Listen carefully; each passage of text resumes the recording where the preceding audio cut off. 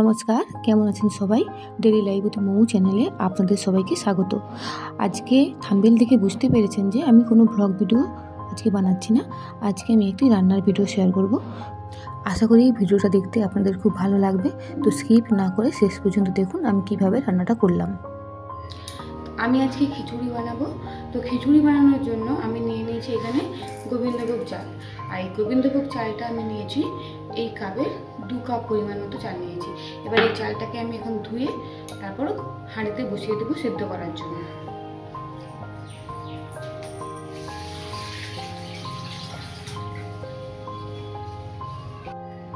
গ্যাসটা অন করে দিয়ে এবার আমি চালটা দিয়ে দিচ্ছি সেদ্ধ হওয়ার জন্য।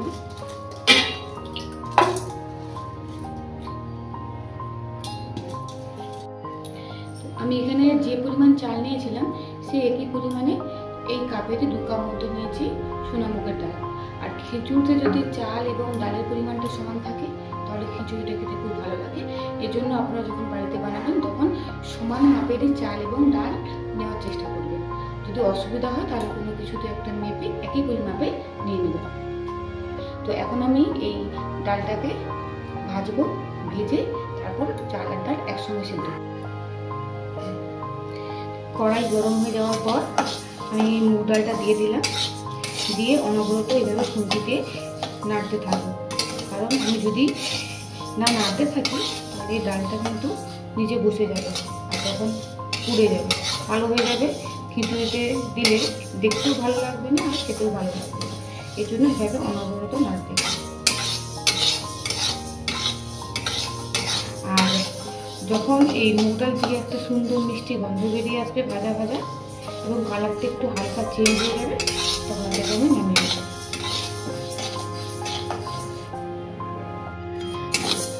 দেখুন বেশ কিছুক্ষণ খুন্তি দিয়ে এভাবে নাড়াচাড়া করার পর দেখুন ডালটা কতটা কালার চেঞ্জ হয়ে গেছে এবং সুন্দর একটা মিষ্টি গন্ধ বেরিয়ে গেছে। তো এবার বুঝে নেবেন যে ডালটা হয়ে গেছে। তো এবার আমি ডালটাকে নামিয়ে নেব। এদিকে দেখুন চাল দেওয়ার পর জলটা গরম হয়ে গিয়ে হালকা ফুট শুরু হয়ে গেছে। তো এর মধ্যে আমি দিয়ে দিচ্ছি এই ভেজে রাখা মুগ ডালটা। মুগ ডালটা কিন্তু আমি ভাজার পর ধুয়ে নিয়েছি। আপনারা না ধুলেও ধুতে পারেন, কিন্তু আমি ধুয়ে নিয়েছি কারণ এই মুগ ডালের মধ্যে অনেক ধুলোবালি লেগে থাকে, বাজার থেকে কিনে আনা হয়। তো তার জন্য আমি ভালো করে ধুয়ে নিয়েছি।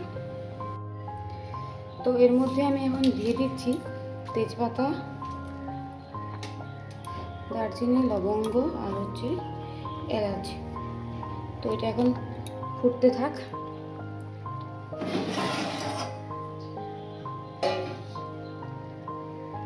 তো এদিকে খিচুড়ি ডাল আর চালটা সিদ্ধ হতে থাক, আর আমি ওদিকে আজকে যে তরকারিটা বানাবো সেই তরকারি কাটাকাটিটা করে নিই।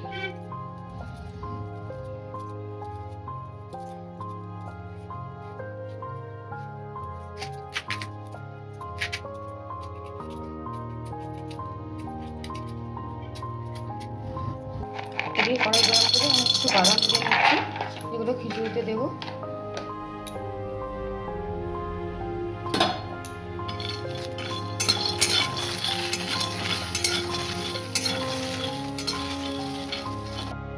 চাল ও ডাল 80% সেদ্ধ হওয়ার পর পরিমাণ মতো হলুদ দিয়ে আমি সব কিছুকে মিক্স করে নিলাম।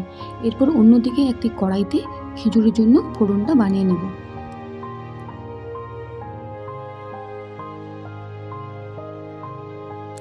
তো এখানে আমি ফোড়ন বানানোর জন্য কড়াই গরম করে দিয়ে দিলাম কিছুটা পরিমাণ তেল। তেলটা গরম হওয়ার পর আমি ওর মধ্যে দিয়ে দিলাম তেজপাতা একটি, 2টো শুকনো লঙ্কা এবং 2 থেকে 3টি কাঁচা লঙ্কা চিড়ে দিয়ে দিলাম। তো সব কিছু একটু ভাজা ভাজা হওয়ার পর আমি ওর মধ্যে দিয়ে দিলাম গোটা শুকনো জিরে।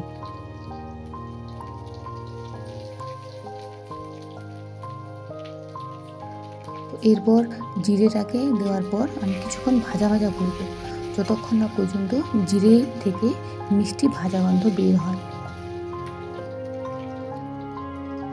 তোমার জিরে ভাজাটা হয়ে গেছে। এরপর আমি দিয়ে দিলাম আদা বাটা। আদা বাটা দেওয়ার পর আমি বেশ খানিকক্ষণ সমস্ত কিছুকে ভালো করে গরম কড়াইতে কষিয়ে নেব, কারণ যাতে আদার মধ্যে কাঁচা গন্ধ না থাকে। যদি আদাতে কাঁচা গন্ধ থাকে তাহলে কিন্তু খেতে ভালো লাগবে না, ওই জন্য কষিয়ে নিলাম। এরপর আমি দিয়ে দিলাম কাশ্মীরি লঙ্কা গুঁড়ো, এটা কালারের জন্য, আপনারা না চাইলে নাও দিতে পারেন। তো আমার ফোড়নটা রেডি হয়ে গেছে। আমি এখন এই ফোড়নটি গরম খিচুড়ির মধ্যে দিয়ে দেব।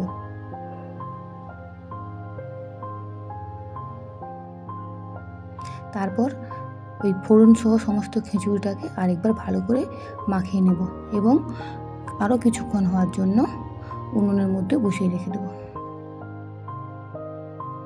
তো আমার এই খিচুড়ি রান্নাটা প্রায় শেষের দিকে। আমি এখন এর মধ্যে দিয়ে দিচ্ছি পরিমাণ মতো চিনি। চিনিটা কিন্তু আপনারা আপনাদের স্বাদ অনুযায়ী দেবেন। তো চিনিটা দিয়ে আমি মাখিয়ে দিলাম। আর চিনি কিন্তু শেষেই দেবেন, কারণ প্রথমে দিয়ে দিলে তখন চাল আর ডাল ভালো করে সেদ্ধ হবে না।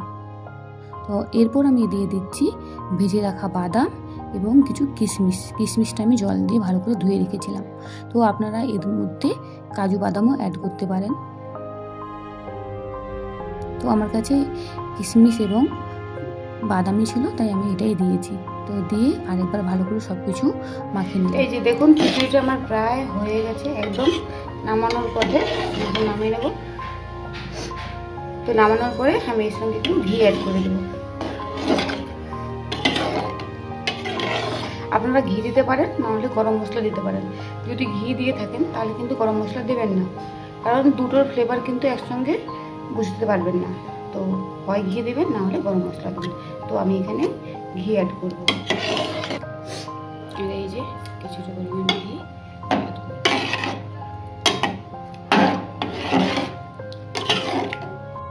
তো খিচুড়ি রান্না তো হয়ে গেছে। এখন আমি একটা সবজি রান্না করব। আর এই সবজির জন্য আমি এখানে কী কী নিয়েছি দেখুন। এখানে আছে গাজর, কুমড়ো, পটল, বরবটি, আলু আর আছে পেঁপে। তো আমার কাছে এই গোটাই ছিল, আমি এগুলোই দিয়েছি। আপনাদের কাছে যদি আরও কিছু সবজি থাকে আপনারা এর মধ্যে অ্যাড করতে পারেন। যত সবজি দেবেন তত কিন্তু খেতে ভালো লাগবে। তো এই রান্নাটা আমি কীভাবে করছি সেটা আপনাদের সঙ্গে শেয়ার করবো। আপনারা ভিডিওটা শেষ পর্যন্ত দেখতে থাকুন। তো চলুন শুরু করা যাক। তো এই সবজিটা বানানোর জন্য আমি গ্যাসের মধ্যে কড়াই বসিয়ে দিয়েছি। কড়াই গরম হওয়ার পর আমি দিয়ে দিলাম কিছুটা পরিমাণ সরিষার তেল। তেল গরম হওয়ার পর আমি ওর মধ্যে দিয়ে দিলাম তেজপাতা, একটি শুকনো লঙ্কা এবং 2 থেকে 3টি কাঁচা লঙ্কা চিড়ে দিয়ে দিলাম। তো এখন এই সব কিছুকে আমি ভাজা করার জন্য খানিকক্ষণ একটু নেড়ে নেব।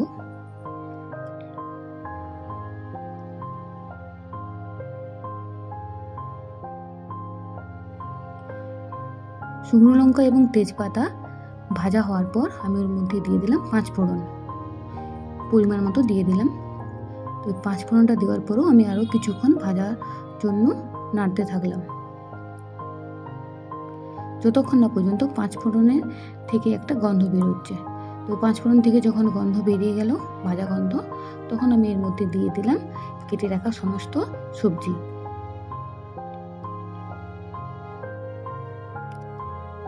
এরপর সবজি এবং সমস্ত ফোড়নটাকে ভালো করে মিশিয়ে দেওয়ার জন্য আমি খুন্তি দিয়ে কিছুক্ষণ নেড়ে চেড়ে নিলাম সমস্ত কিছু।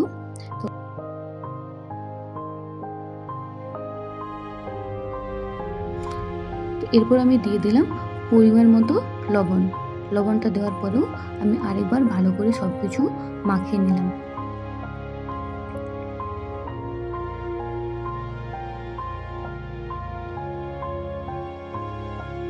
এবং গ্যাসের আঁচটা একটু কমিয়ে দিয়ে লো ফ্লেমে রেখে আমি ঢাকনা দিয়ে দিলাম, যাতে এটি অল্প আঁচে ভালো করে সিদ্ধ হতে পারে। এরপর দেখুন সমস্ত সবজিগুলো প্রায় 70 থেকে 80% সিদ্ধ হয়ে গেছে। এরপর আমি এর মধ্যে দিয়ে দিলাম হলুদ গুঁড়ো, পরিমাণ মতোই দিয়েছি, এবং জিরে গুঁড়ো আর ধনিয়া গুঁড়ো।